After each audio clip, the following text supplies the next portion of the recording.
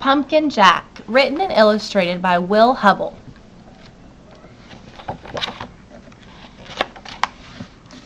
When Tim carved his first pumpkin, it was fierce and funny and just perfect.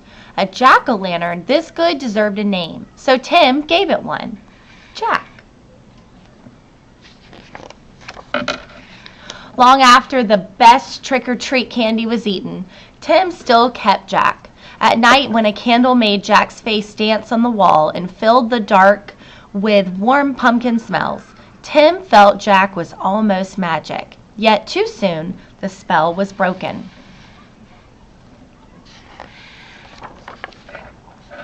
"This pumpkin is beginning to rot," announced Mom. "It's time to throw it out."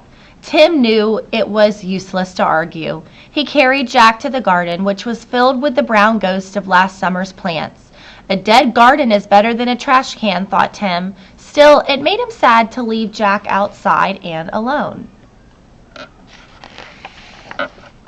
Whenever chores or play brought Tim to the garden, he looked at Jack.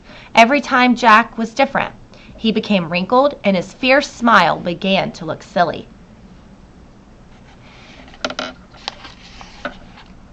Mold spread over Jack's bright orange skin. As the days turned colder, Jack grew flatter. Winter began.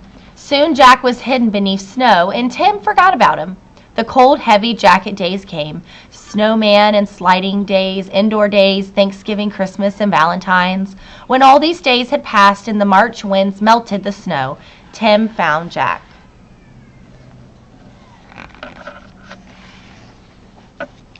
There wasn't much left, just a faded and crumpled pumpkin skin, a stem, and a few seeds.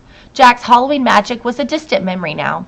Tim scraped a thin blanket of earth over the last bits of his pumpkin. "Goodbye, Jack," he whispered. When spring turned barefoot warm, a tiny sprout appeared where Jack had been.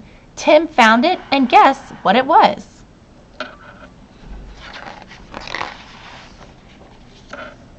In the days that followed, Tim weeded and watered and watched the sprout. Slowly and steadily, the plant changed and grew. It branched and spread a web of vines over the ground, but no pumpkin appeared. The days turned hot. Flowers opened on the plant each morning, yellow stars that twisted shut forever in the afternoon. Still, there was no pumpkin. Finally, Tim found a little green ball growing behind a crumpled blossom. A pumpkin! Tim let out a whoop and ran to show his mom.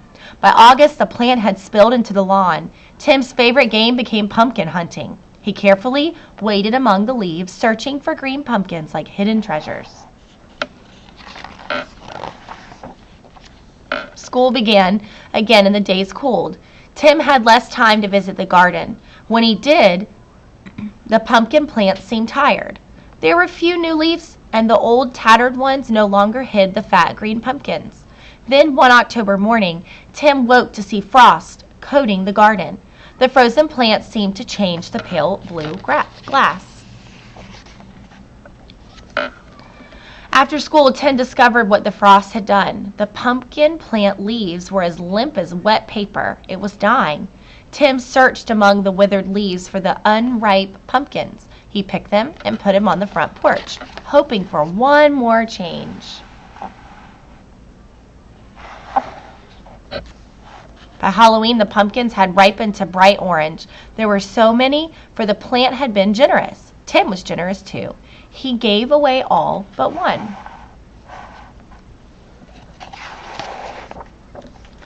From jack-o'-lantern to seed to pumpkin again, the circle was almost complete.